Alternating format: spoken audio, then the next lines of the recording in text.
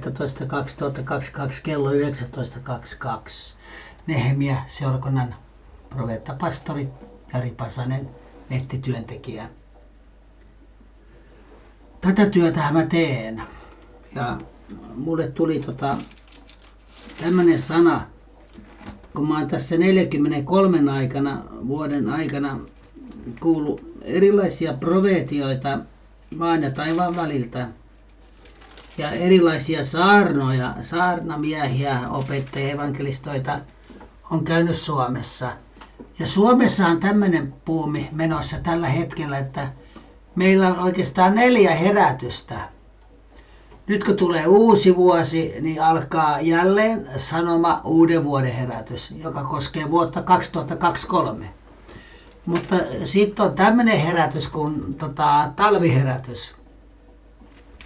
Ja sitten on kevätherätys, kesäherätys ja syksyherätys ja talviherätys. Eli 4 kertaa vuodessa on tässä Suomessa lausutaan. Ja pastorit ja toiset uskoo ihan täydestä, että herätys tulee. Ja monet profeetat puhuu, aina profetoidaan ja ihmiset innostuu hirveän paljon, kun herätys tulee. Mutta mä luen teille nyt Raamatusta, että minkälaisia meidän pitäisi tulla. Sillä evankeliset on vähän semmoisia rappareita. Niin kuin yksi lähetysseurakunnan vanhemmistoveli sanoi, että ne tulee seurakuntaa ja ne puhuu valtavasti ja lupaa asioita ja sitten ne lähtee seurakunnasta pois. Aika helppo homma, täytyy sanoa. Niitä ei tarvitse ottaa mistään vastuusta, kun vaan puhuu Jumalan sanaa ja mitä Herra käskee puhumaan. Mutta sitten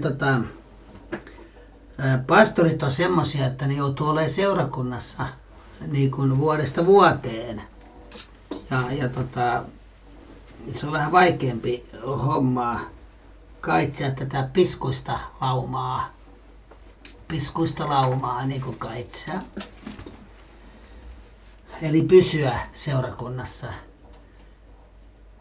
No nekin lähtee. Mä muistan vielä ajat, että aikaisemmin pastorit oli paljon pidempää, melkein eli-ikäisiä. Nyt on tullut semmoinen buumi, että ne lähtee ja hakee merittiä. Ehkä 5 vuoden pedorilla. Mutta se mikä mulle tuli mieleen tästä olla vanhemmiston veli, niin ne on semmoisia järeviä.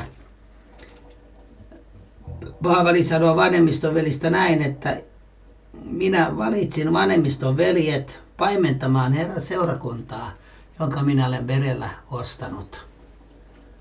Ja vanhemmiston veljen tulee olla taitava opettamaan myös kaikessa. Voitanko mä painata kameraa näin? Opettamaan kaikessa. Eli hänellä tulee olla sekin kyky. Mä oon ollut evankelistana, vanhemmiston veljenä, pastorina, nyt profeettana, nyt molempi kaikkea.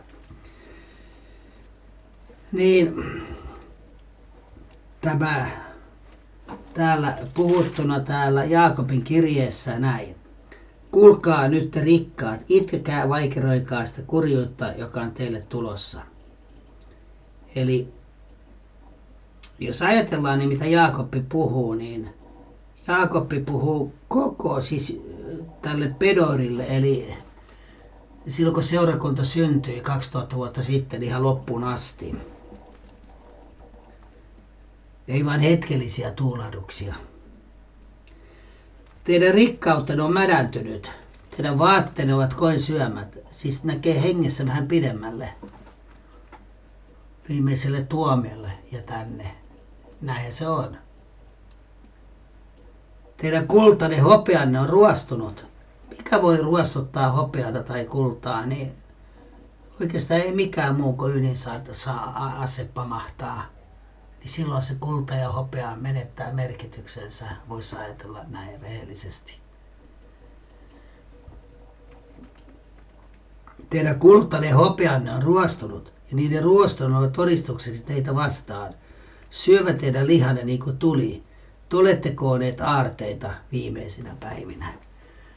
No, tämä Jumalan pedori-aikataulu on sen takia jännä, kun Herra edessä yksi vuosi on yksi päivä niin kuin 1000 vuotta ja 1000 vuotta niin kuin yksi päivä.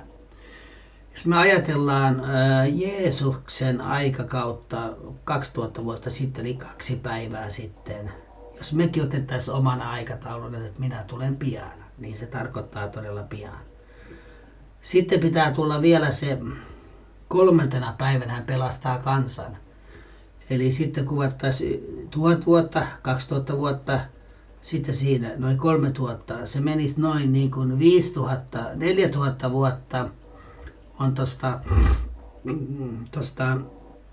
luomisesta Jeesukseen ja siitä 2000 vuotta tänne tekee 6000. Ja sitten 7. päivänä Herra lepäsi, eli tulee tämä niin sanottu 1000-vuotinen valtakunta. Ja sitä ennen tulee paljon tapahtua asioita. Sitten sen jälkeenkin tapahtuu. Jos tämmöiseltä aikajanalta katsellaan tätä ja ihmisen elämää pelkästään 78 vuotta. Niin kuin tuulahdus, joka menee ohitse eikä sitä enää ole. Niin kuin öillinen varjo tai hetki, niin kuin tuulahdus. Niin kyllä se on aika pieni ihmiselämä, mitä ihminen täällä pullistelee. Sukupolvi tulee, sukupolvi menee, mutta Herran sana pysyy samana, muuttumattomana. Ja tältä kohdalta pitää ajatella tätä herätystä. Miksi? Me elämme viimeistä sukupolvea ennen Jeesuksen tuloa. Toiset odottaa antikristusta kieli keskellä. Mutta voin vaan sanoa, että te, jotka odotatte antikristusta, niin tervetuloa sitten ydinsotaa. Olkaa valmiita sitten kuolemaan ydinsotaa. Se tulee aivan varmasti. Kerta Raamatussa, että minä olen luonut pelastaa siitä suuresta koetuksen hetkestä, jotka ottaa sanasta vaarin. Ja mikä maanpiiriä kohtaa. Ydinsota kautta antikristuksen aika. Ja tässä mä oon huomannut sen, kun tässä sanotaan näin, että vanhuskaan te olette tappaneet, tuominneet, hän ei vastusta teitä. Olkaa kärsivällisiä, velit, Herran tulemukseen asti. Tässä kuvataan sitä, että oikeastaan tätä maailman-aikojen loppukautta ja sitä seurakunnan aikakautta maan päällä kaikkia tapahtumia, niin olkaa kärsivällisiä. Ja Raamattu jossakin sanoo, että uskon ja kärsivällisyyden kautta te saatte se, mikä luvattu on. Niin. Olkaa kärsivällisiä, veljet, Herran tulemukseen asti. Ja tässä on kylvämisen salaisuus. Raamattu sanoo, että te saatte ajan tullen niittää, ellette väsyy.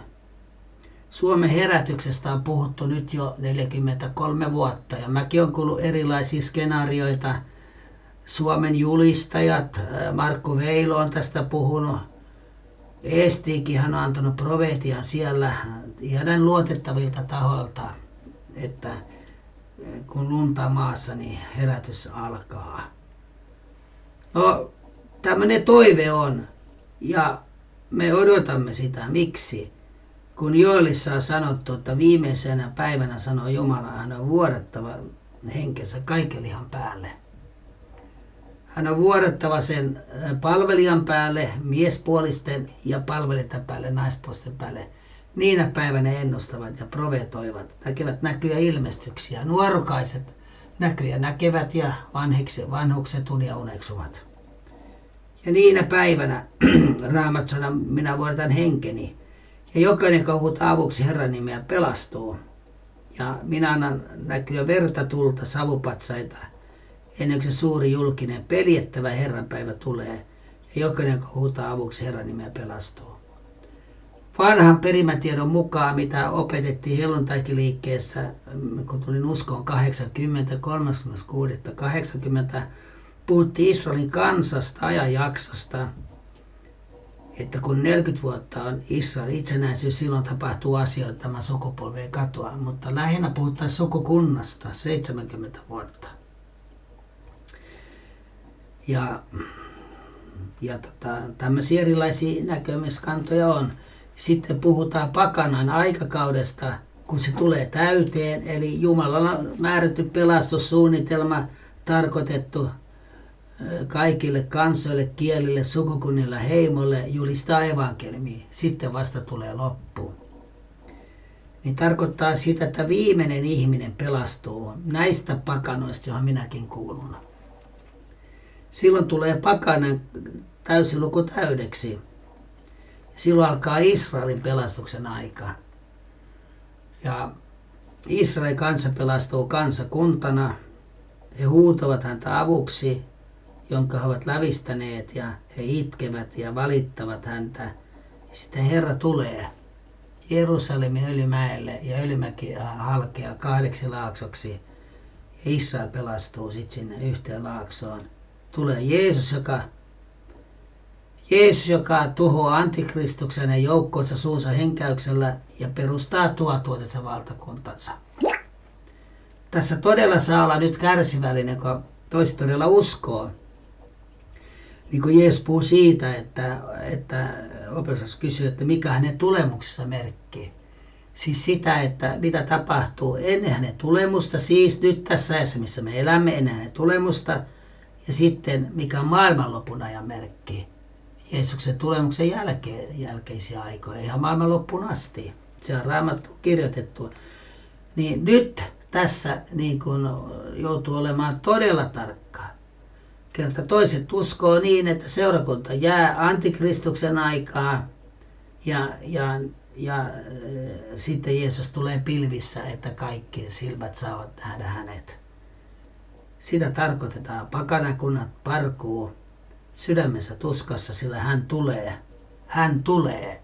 Ja sitten alkaa niin sanottu Herran päivä, tuomioiden päivä. Antikristus tuhotaan ja Jeesus perustaa kuninkuutensa ikuisesti maan päälle. Alkaa tuhatvuotinen valtakunta, joka ei pääty koskaan.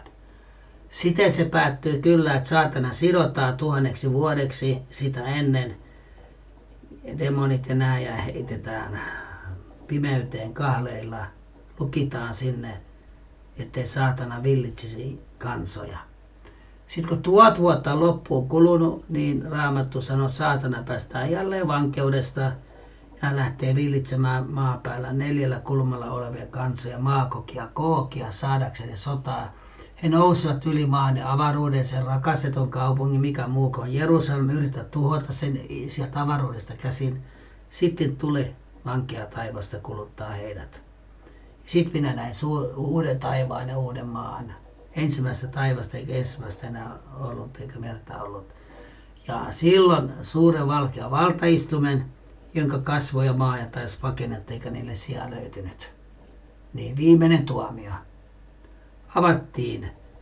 Siellä seisoi kuolleet. Kuolleilla tarkoitetaan niitä, jotka ei ole uskossa Jeesuksessa Kristuksessa. Ne seisoo siellä elävänä.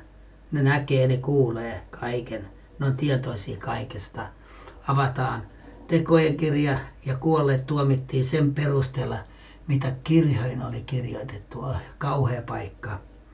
Jokaisen ihmisen on kuoltava, sen jälkeen tulee tuomiot. Ei pääse karkuun. Vaikka Tuonelaan menisin, ihminen tappaisi itsensä, sielläkin sinä olisit. Vaikka taivaaseen astuisin amruskon siivillä, sielläkin sinä olisit. Missä ei sinun henkesi olisi? Minne minä voisin paeta? Silloin ihminen joutuu vastuun elämän aikana olevista teoista ja synneistä, jos ei ole tehnyt parannusta. Silloin tietenkin tämä maailma tuhottiin, siinä tuli taivaasta ja kaikki kuumuudesta, kaikki mitä tehty palavat, alkuaineet kuumuudesta sulevat. Se on maailman loppu. Jos ajatellaan sitä, että nyt eletään vuotta 2022, 14. päivää joulukuuta, jos Jeesus, nyt tapahtuisi nämä tapahtumat, Jeesus vaikka huomenna, niin sitten alkaisi niin sanottu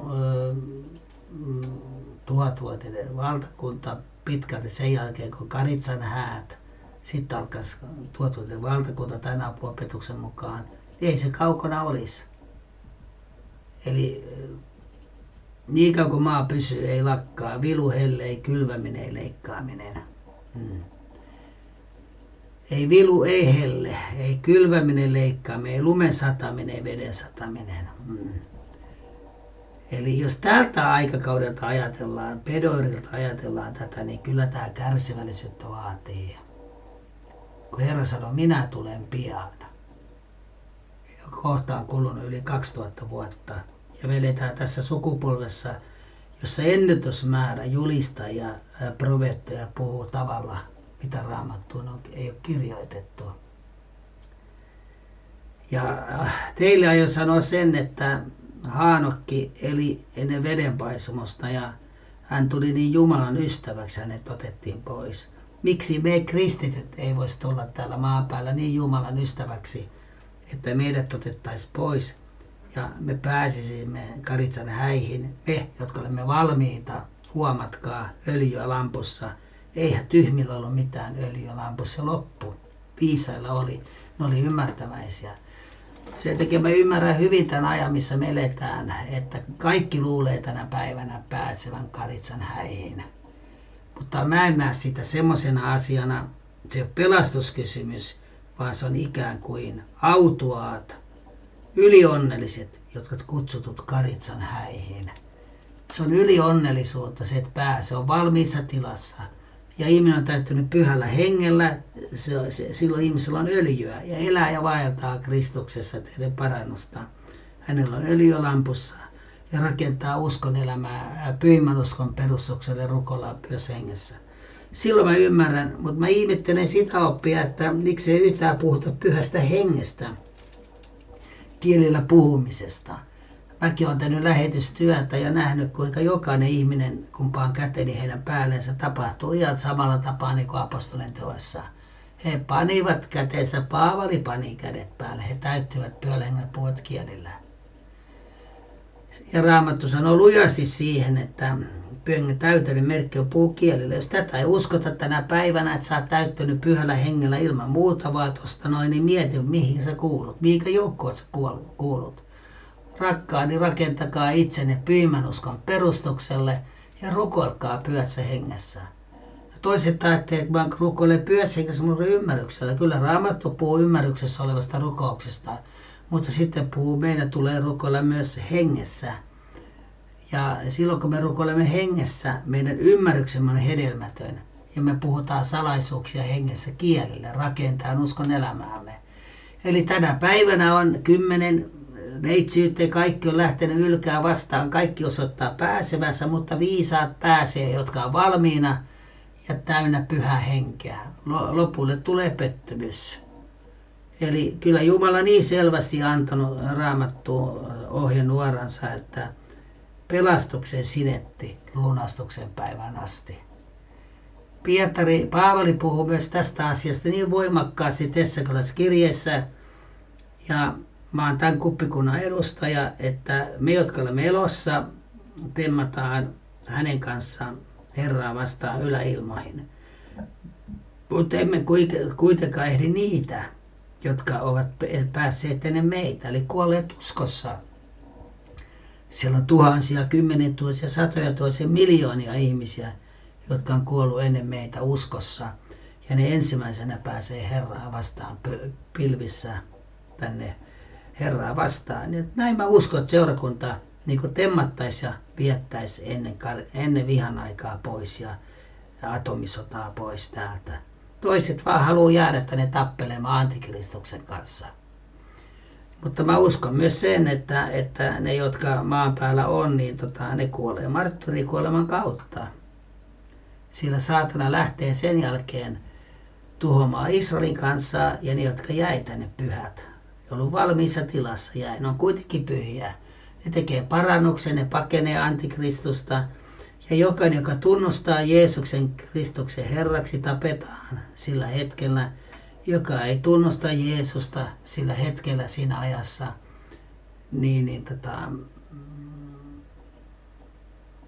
pääsee henkiin, eli ottaa antikristuksen vallan itsellensä ja ottaa pedonmerkin oikeaan käteen ja otsaan. Ja silloin ei voi syödä eikä juoda ilman sitä merkkiä.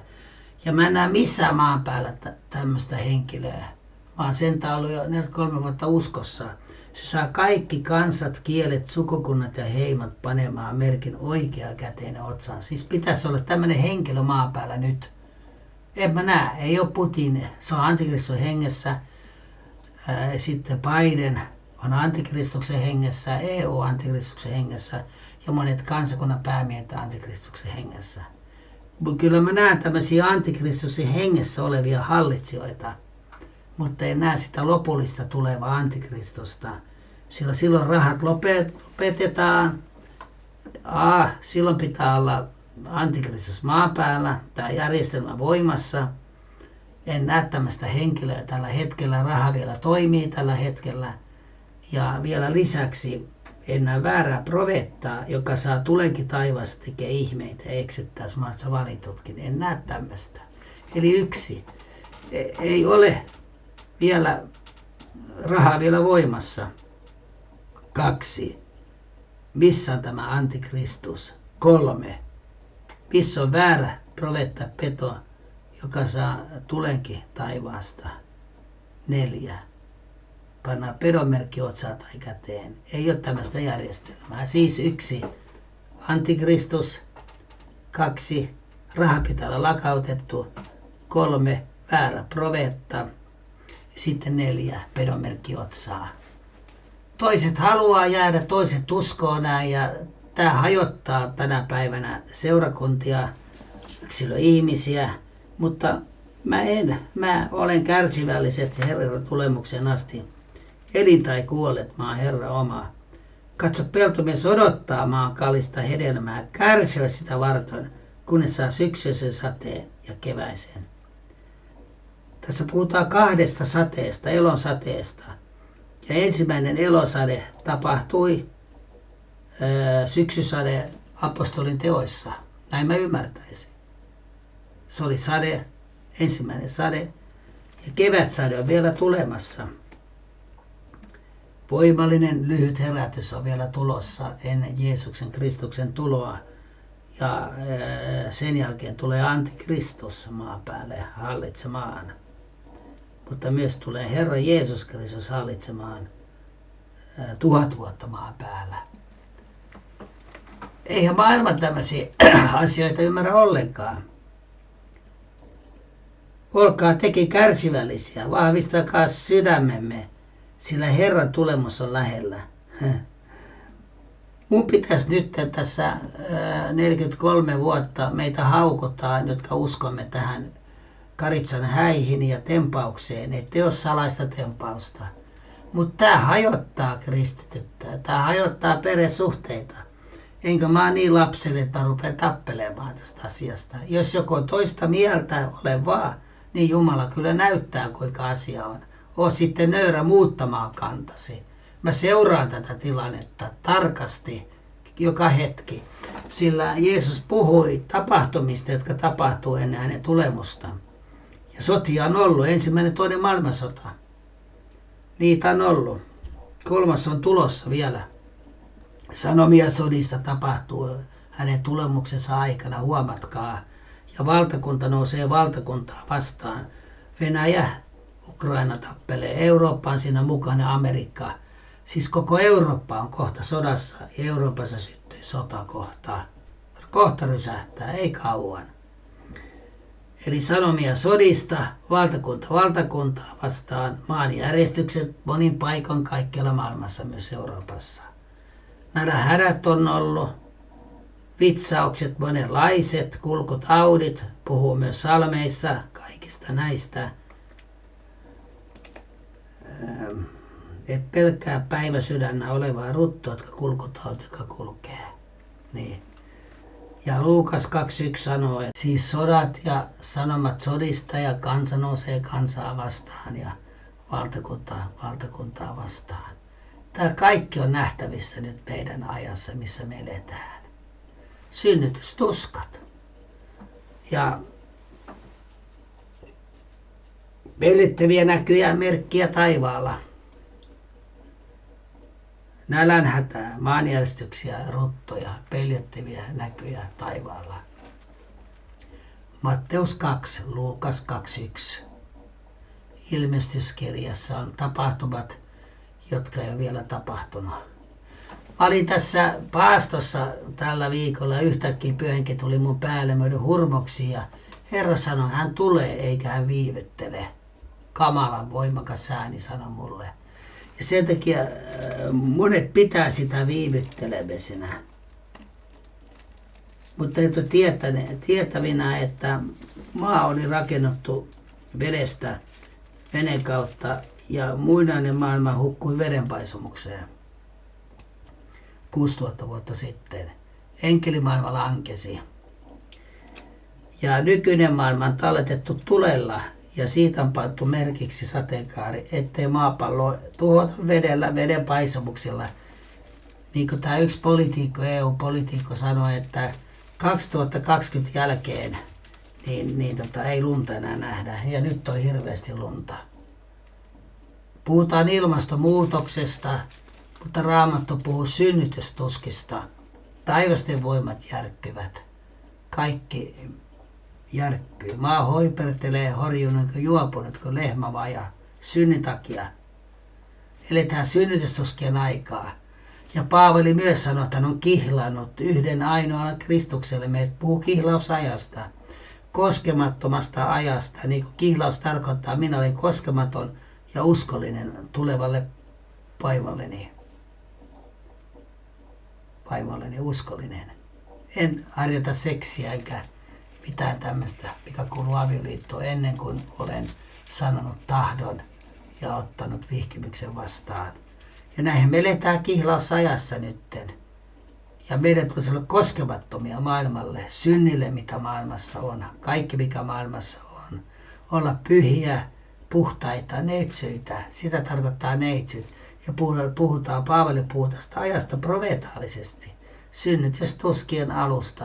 Ja nyt me edetään sitä aikaa, että tulee eksytyksiä, vääriä opettajia, vääriä profeettoja. Saa todella pitää uskosta kiinni, että pysyy uskossa. Erilaisia näkemyksiä tulee. Mutta onneksi mä oon helluntai-seurakunnan raamattukoulun käynyt peruskurssin ja jatkokurssin 2.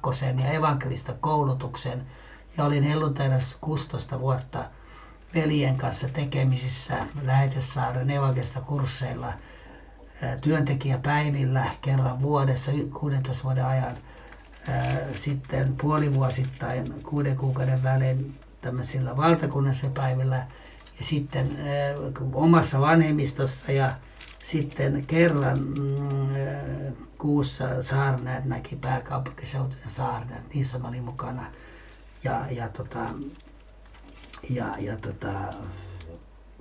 kun vanhemmisto kokoontuu, pääkaupungin vanhemmisto. Niin mä sanon näin, mä oon niin kuin kamaleen jalkojen juuressa kasvatettu, suurin sanoen. Mä oon sanonut vakaa opi. Mutta nyt on tullut sitä, että monet julistajatkin horjuu tässä, mitä meille opetettiin raamattokoulussa. Ja ne opettajat oli just helluntai-herätyksen niin lähetyssaarnaaja, kokeneita lähetyssaarnaajia, vanhemmiston veljeä, evankelistoita opettajia. Ja tämmöisessä keitossa mut on keitetty, enkä tästä luovu. En mä millään saanut se, että mun pitäisi odottaa antikristusta. Sillä Raamatun viimeiset sanat on siellä näin, että minä olen Daavidin juurivesä, hänen suustasi kirkas kuin tähti. Niin, kirkas kuin tähti. Henki, morsian sanot. Niin kuin mullekin joudun hurmoksi, Herra henki sanoi mulle. Henki, morsian sanoi, tule. Siis sanotaan, tule, ketä? Herra Jeesus. Ja mulla on korvat, hengen korvat auki, kuulla Herran ääni, joka janoaa. Mä janoan täyttyä hengellä. Mä janoan sitä, että mun sisimmästä juoksee elämänvedet, virrat. Mä janoan täyttyä joka päivä pyhällä hengellä, kielillä puhuen ja elää hengen täyteydessä. Niin ottakoon lahjaksi elämän vettä. Minä todistan jokaiselle, joka tämä profetian sanat kuulee. Jos joku panee niin jotenkin lisää, ja Jumala panee hänelle ne vitsaukset, kirjoittaa kirjaa. Se on kumma oppi, mitä mä oon kuullut nyt, että Jeesus sovitti 2 julistajaa, TV7 julistajaa puhuu, Puolivuoren pastorit ja hänen vaimonsa. Tai olen kuullut, että Jeesus sovitti meidän syntimme helvetissä. Ristillä hän sovitti. Paavali puhuu rististä. ristin salaisuudesta. Siellä kannettiin kielessä, se on täytetty eikä helvetissä. Niin. Ihmeet aikaa eletään. Jos joku panee niihin jotakin lisää, niin Jumala panee hänen päällensä ne vitsaukset, jotka kirjoittaa kirjaa. Jos joku ottaa pois jotakin tämän profeetakirjan sanoista, niin Jumala ottava pois sen osan, mikä hänellä on elämän puhun ja pyhän kaupunkiin, että kirjassa on kirjoitettu. Hän, joka näitä todistaa, sanoo totisesti, minä tulen pian. Aamen, tule Herra Jeesus. Niin, aamen, tule Herra Jeesus. Herra Jeesuksen armo olkoon teidän kaikkien kanssa. Ei tässä valitettavasti sanota, että tulee antikristus, vaan tulee Herra Jeesus odottamaan hänen poikaansa taivasta pelastamaan itsensä. Toinen jätetään, toinen otetaan. Se on kumma, että nämä loukkaantuu siihen, että on joku karitsa häät, mutta kyllä mun täytyy sanoa, että 40 vuotta minkälaisen elämän mä oon käynyt, helvetin käynyt, hyvässä pahassa maineessa, niin kyllä se on vaatinut paljon Jeesuksen verta, paljon vaatimista, paljon rukoilemista, joka tunnustaa syntinsä, hylkää, katuu ja tekee parannuksessa armon.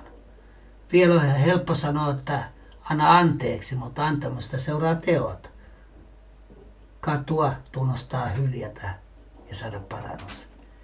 Me eletään aikaa, jossa avioliitot menee rikki, jonka Jumala on yhdistänyt, sieltä ihminen erottako. Meilläkin tuli, mullakin yhden vaimon miehenä vaimon kanssa 36.8. tuli uskoa ja oliko se 7.9.1982 meni avioliittoon ja nyt tänä vuonna 7.9.2002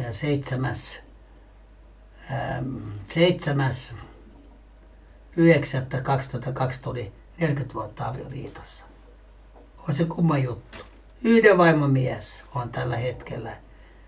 On halunnut kuitenkin olla avioliitossa, kunnioittaa Jumalan sanaa ja ennen maailmaa mennyt. Virheitä on tehnyt rankkoja, vakavia, mutta jos me olemme uskottomia, Jumala pysyy uskollisena, hän ei omaa nimiänsä itsensä saata kieltää. Näistä asioista on kysymys. Mä en ole mikään vihreä uskossa, vaan ollut omien syntien takia vainottavana Iltalehdessä, Hesarissa, omien syntien tähden vainottavana ollut Metrolehdessä, netissä, saanut roppakaupalla tappouhkauksia. Mutta Raamattu sanoo, että tälle kalliolle minä rakensin seurakuntani ja Tuonelan portit eivät sitä voita. Ja lopuksi luen sulle tämän roomalaiskirjeen, joka on paras sananpaikka, jota mä oikein rakastan. 8. luvun sanat sieltä, että ihaninta mitä voi olla uskon elämässä, mitä uskon elämässä voi tapahtua, sanoo näin. Kuuntele tarkkaan. Täällä.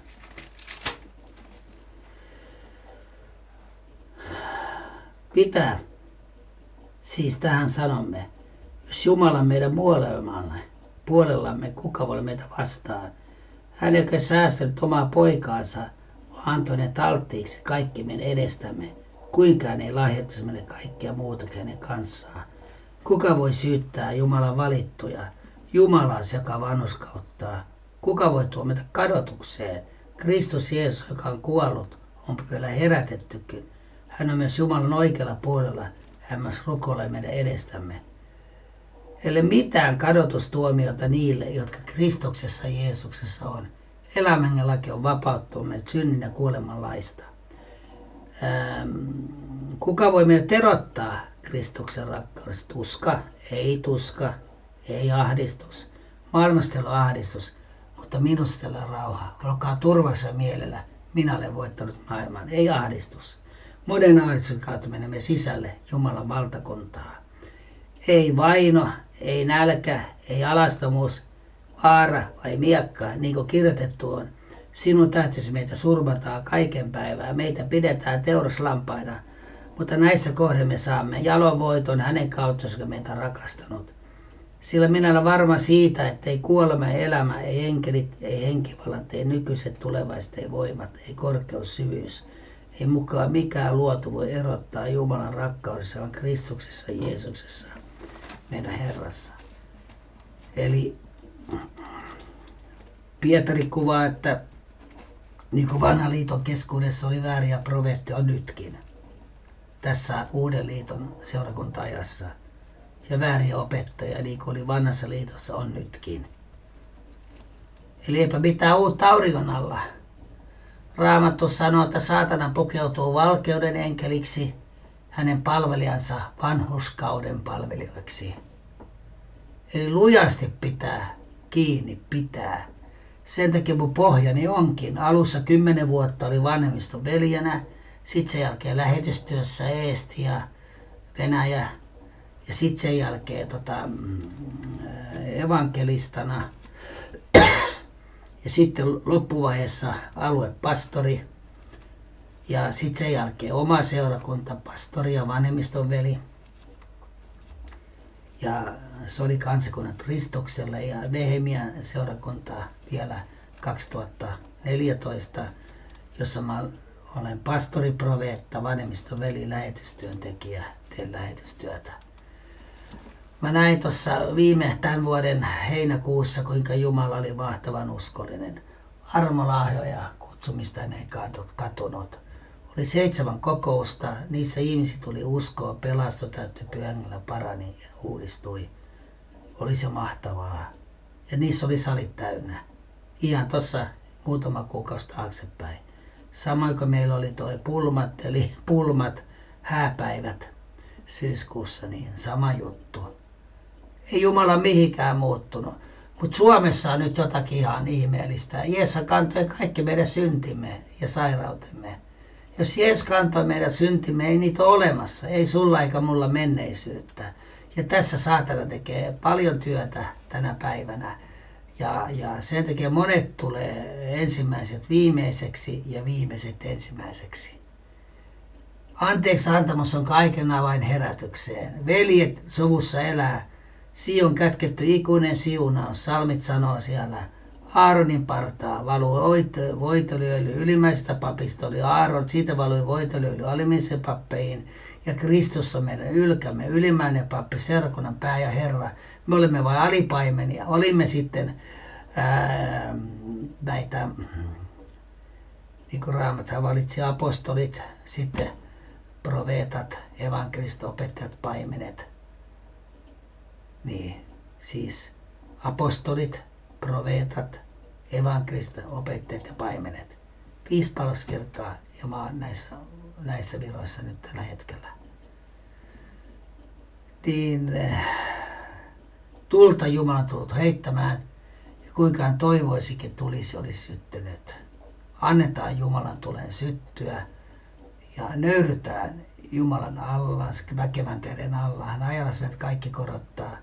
Ja Raamattu sanoo vielä, että nöyrytään armon, nöyrytään kaunistaa pelastuksella, nöyrytään uutteella Herrassa ja nöyrillä ohjaa tiensä oikein. Toivotan siunausta nettiseurakunnan työntekijä Jari Pasanen, profeetta, pastori. Tulkaa tutustumaan meidän Nehemian kotisivulle nehemia.fi, lähes 6 Facebookiin. Siinä on 2 ryhmää. Sinun tähtesi esirukousta, paastoa esirukousta, profeetallista Jumalan sanaa, niin kuin kirjoitettu on. Rukousasioita taivaan maan väliltä esirukousta.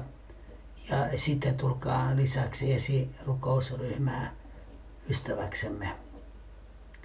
Herra sinua siunatkoon ja Herra sinua varjelkoon ja Herra valistakoon kasvon sinulle. Herra sinua armon, antakaa rauha sinun nimessä Isän, Pojan, Pyhän Hengen. Aamen. Siunausta. Näemme taas.